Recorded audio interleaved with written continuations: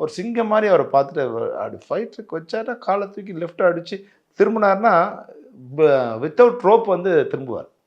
அது இந்தியாவிலே ஒரிஜினலாக பண்ணக்கூடிய ஒரே நடிகர் விஜயகாந்த் தான். அவ்வளோ அந்த பாடியை வச்சுட்டு கை இப்படி இறங்கிடுமா அப்படியே வள்ளியில் துடிப்பார்.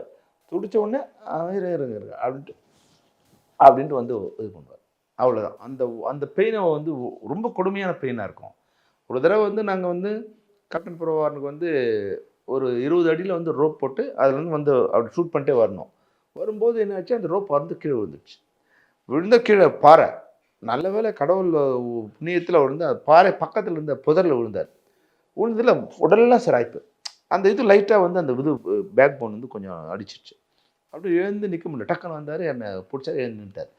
நின்றுட்டு சொல்கிறார், சொல்லுமணி என்னால் நிற்க முடியல, ஆனால் மாஸ்டருக்கு சொல்லாத அப்படிங்கிறார். சொன்னால் அவங்க பயந்துருவாங்க, அப்புறம் என்னை வச்சு ஷாட் எடுக்க மாட்டாங்க, அதனால் நீயே ஒரு எனக்கு வேலை இல்லாத மாதிரி என்னை அனுப்பிச்சி விடுங்கிறாரு. இப்போ என்னால் நிற்க முடியாது, ஆனால் நானாக போனேன்னா இது உடம்பு சரியில்லா போன மாதிரி ஆகிடும் அப்படி சொல்லணும். சரி மாஸ்டர் இது அதுக்கு நீங்கள் ரெடி பண்ணுங்கள், நான் சார் க்ளோஸ்அப் எடுக்கிறேன்ட்டு அப்படியே நிற்க வச்சு க்ளோஸ்அப் எடுத்து, சார் எனக்கு ஒரு 2-3 ஹவர்ஸ் ஆகும் சார், தயவுசெய்து உங்கள் டென்ஷன் என்னால் பண்ண முடியாது, எல்லாரும் எதிர்க்கும் நான் ஒரு நடிப்பு நடிக்கணும் நடிச்சு, அதனால் நீங்கள் கொஞ்சம் தயவுசெய்து கிளம்பு சார், இருந்தால் என்னால் எடுக்க முடியாது, உங்களை வச்சுட்டு வேறு ஷாட் எடுத்து எனக்கு கஷ்டமாக இருக்கும்.